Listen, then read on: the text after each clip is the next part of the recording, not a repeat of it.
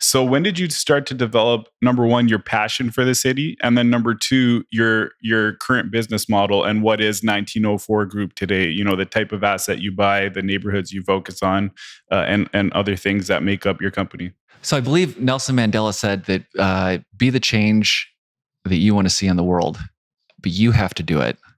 You can't expect other people to do it, you know. And I believe he also said it takes a drop to start a waterfall.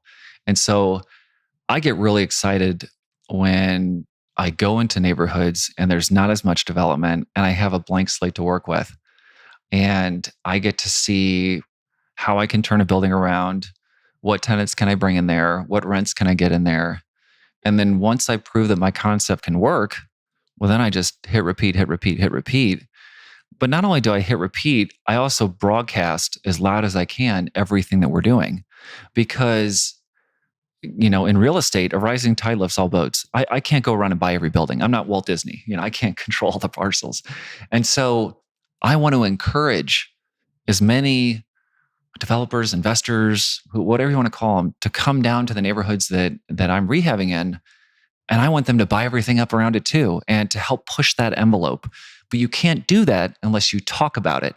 You know, it's you know, maybe it's fine and dandy for some people to just stay quiet. You know, I can't stay quiet, you know, when I'm investing in the city. I have to be loud. And I think that's one of our faults, you know, with the city of St. Louis, is that we suck at cheerleading, and we have for a long time. You know, St. Louis has some amazing, amazing attributes to it. It has incredibly low cost of living. It has some of the best cultural institutions in the country. It has a fantastic mixture of people, restaurants, universities, hospitals, all these different, you know, things that are amazing about it. But we're horrible at marketing, and I have no idea why. And well, actually, I do have an idea. We're too humble. You know, we're too Midwestern in that respect, and we need to develop a little more swagger. And to do that, you've got to be loud, and you've got to show that we are amazing, that we do have, you know, a little, you know, hop in our step, and we can compete with anybody else out there. And so, yes, you know, it is a little bit of a risk coming into these neighborhoods, but it also provides people in those neighborhoods hope that people are not giving up on them, because it's incredibly easy to talk about change. It's a lot different when you put your money behind it and say, you know what, I'm going to take a good idea and I'm going to put millions of dollars behind it and then show you that I'm actually going to do it. And then I'm going to perform and do it. And then I'm going to do it again. And then I'm going to tell everybody about it.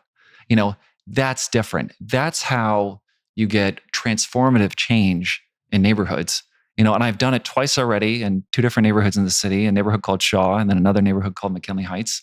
And we're doing it right now in another neighborhood called Mount Pleasant. You know, and it's, once again, a neighborhood that probably not a lot of people in the city know of.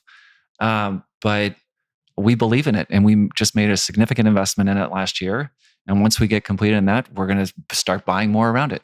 Where is Mount Pleasant? I've never heard of it. So that's the idea. That's the idea. That's why we're loud about it. So the development we bought was a schoolhouse from the 1890s. It's a gorgeous building right off of Highway 55. And it's a building that I had been eyeing for years. In a sense, and the reason is not necessarily because I'm looking at it, I'm going, man, how can I make money off of that? I was tired of looking at it because it looks so bad. And those are people that are passing through St. Louis and they're seeing that. And that's a reflection of our city, a reflection of who we are. You know, it's kind of like having a nice suit on and then you got a big mustard stain on your suit. You know, and it's like, oh man, you're so put together. You got almost everything right. But there's like that one thing that, if we could just clean that up. And so I saw it. And when the opportunity came up for us to buy it, I immediately jumped at it. And I was like, oh, this is a window to St. Louis right here. I have to get this. And so Mount Pleasant, right off 55 in South St. Louis, just north of Carondelet Park. Okay. And as it implies, you know, it sits up a little bit. So you've got a beautiful view of the river. You know, it's got some wonderful other neighborhoods around it that I think have a lot of promise. And I think it's one of the top, you know, if I had to put my chips on something, and probably the number one question that I get from young developers, they always ask me, where do I buy? You know, where's the place to buy, you know?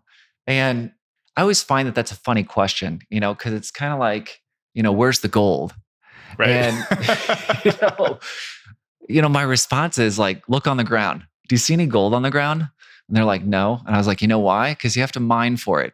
You got to do what other people won't do, and you got to dig in a lot of different spots to find where the gold is. But when you do, attack it. And you have to go, when you're starting off as a young developer, you have to go into areas where you've got a low cost basis. And you're taking a little more risk because of that, i.e. crime, and buildings that are a little more run down. But your upside is massive, because if that neighborhood takes off and your cost basis is, in the low couple $100,000, and now that building jumps up to a value of $500,000, $750,000, $1 million bucks, I mean, you're sitting on a ton of equity that you then can roll into another deal and have even more money. And that's what I did, in both of those neighborhoods that I mentioned, is that I started off with a cost basis in both those neighborhoods that was very low. Both of those neighborhoods did not have a lot of brand recognition at the time, or not as much. And as I started developing them, I broadcasted to the world exactly what I was doing to try to get more people down there to help raise the tide there. And you're mainly doing like 4 to 12 unit buildings for the most part. Is that what makes up the majority of your portfolio? No, so that's how I started off. Okay. I started off doing 2s and 4s and some 6s. And now I would say the majority of our portfolio is anything over 10 units. 10 to 60 units. That's kind of our sweet spot right now. And was that a deliberate decision you made at some point where you were like, hey, we have some efficiencies if we're over 10, but we're able to execute better than our competition if we're under 60? And you decided at some point to only target those types of buildings or properties? So that question reminds me of someone contacted me yesterday who wants to learn about real estate development, and they started telling me, I was like, oh, well, what are you doing in real estate right now? And they said, well, we've got a couple single families that we have as Airbnbs. And I was like, that's the dumbest business model. And they're like, why? And I was like, okay, well, first of all, single family homes, horrible business model. And here's why. Let's say that you have 10 single family homes. All right. Well, you have 10 different locations. So a lot of windshield time to go from 1 to 1 to 1. Okay. From a management perspective, you've got 10 different roofs, 10 different foundations, 10 different plumbing systems, electrical systems, yards, driveways, all of these things to maintain, utility bills, property tax bills, all this stuff. It's a management nightmare. Okay. What if you could take, here's a bright idea, all of those 10 units and put them under one roof? Then you only have to go to one location. Then you only have to worry about one roof, one foundation, one MEP system. One mortgage, one tax bill. Yeah. It's incredibly easy. And so I took that same mentality with 2s and 4s, as I saw all the time it was taking me to rehab a duplex, to rehab a 4-family. And I was like, why am I doing this? This is death by 1,000 cuts. I can do this even faster if I buy a bigger building, but then bring on a bigger crew. And I'll have more efficiencies because I'll have more units under one roof. And that made all the difference for me, is, taking the gains that I made in those smaller buildings when I first started off with that lower cost basis, and then selling them and doing 1031 exchanges into these larger buildings that have more efficiencies than the 2s and 4s.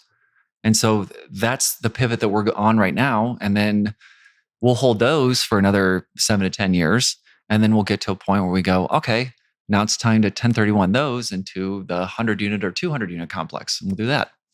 You're buying deals that are pretty hairy, like in terms of the current state of the deal. You're doing heavy value adds for the most part, like in terms of your construction projects for each deal. Is that correct? Are you only buying deals, in other words, that require a heavy renovation? There's a lot that goes into that word renovation. And so, the way that I like to differentiate the two. Let's just say you're not putting lipstick on a pig. Yes and no. So, when you're talking about a full gut rehab, like a full rehab, a gut rehab, you're taking that all the way down to the studs, even you're taking out the subfloors and redoing the joists underneath it. And you're redoing everything. You're putting in, all new electric and plumbing and HVAC and, insulation and then drywall and, hardwood and all that jazz. Okay. That to me is a gut rehab. And that's really, really hard to do. And I've done a bunch of those. You only want to do that if the upside is really, really big. You've got tax credits associated with it. You bought it at such a low dollar amount that it's damn near impossible for you. Even if you have cost overruns, it's damn near impossible for you to lose money on that. Okay. But they take up so much time that unless you've got those incentives that are already there, it's really hard for that to make sense. The majority of the rehabs that we do today, I would classify more as what I call cosmetic rehabs. All right. Cosmetic rehabs, we just bought a 40-unit building on Monday. This is a perfect example of this. We're going into a building that was built back in the late 1950s, early 1960s. So kind of like that mod style. And we're gutting the bathrooms and the kitchens and putting in new bathrooms, new kitchens. We're taking up the carpet. Underneath the carpet, you've got perfect hardwood floor. So we'll refinish that. We'll paint the walls, put up new light fixtures, and we're done. We'll add a stackable washer dryer to the unit. We'll add a dishwasher to the unit and a microwave. But other than that, we're done. That process doesn't take long. So you're not worried about electrical wiring, plumbing systems for a building of that age? Oh, we already inspect those when we're doing our due diligence. So, when we looked at this particular building, I always tell young developers the most important thing when I'm looking at a building is the basement. That's where all your expenses are. I think the mistake that people make is they go after the shiny things. And so they'll see these units that are, these units are beautiful. And I can add a little paint here, this and that, but they'll be perfect. Well, the devil's in the details. You have to go behind the walls. And that's where your real expenses are. And so when a lot of these old buildings were built, they had cast iron plumbing. All right. Well, cast iron rots from the inside out. And a cast iron stack has a shelf life usually somewhere between 70 to 80 years. Okay. When that cast iron stack goes out, that means you have all of that waste going everywhere. And that means all the lines that are tied into that cast iron stack, the drains tied into it, are also shot, meaning you have to replace everything. So you could have a perfectly beautiful building on the outside. Okay. And when I say, like stainless steel appliances and quartz countertops and brand new cabinets and all this stuff. But if your stacks fail, you have to rip all of that out. And then when you rip out all the plumbing, you then have to update all the electric. The people that do code enforcement are going to require you to do that. So you want to make sure that the stack isn't cast iron. That's always a big thing. 99% of the time you're going to have cast iron laterals, and that's to be expected. Inside the building. Outside the building, they're usually clay. And the clay lines, those things can go on for centuries, as long as you're keeping weeds out of them and they don't shift too much over time. But you will always see failures in the cast iron lateral lines. We already with this particular building that we purchased on Monday, we plan on replacing all of those. The stacks that were in this building that we bought were all copper. That's amazing. Anytime you can run into a building that has copper stacks or PVC stacks, great. That plumbing is going to continue to last forever. With respect to the electric, if we have to update electric in there, that's much, much easier than plumbing. Plumbing, you can't move. A stack has to line up with the other units. I can't have it go turn this way and that way. You can't have it do that. But electric, you can move those wires everywhere. And that's why when you're doing a rehab, your rough and wiring is the last thing that goes in. Your plumbing always goes in first. Your HVAC goes in next. And then after that, electric goes in because they can move their wires anywhere they need to go. So the electric is always the least of my concerns when I'm looking at a rehab project like that.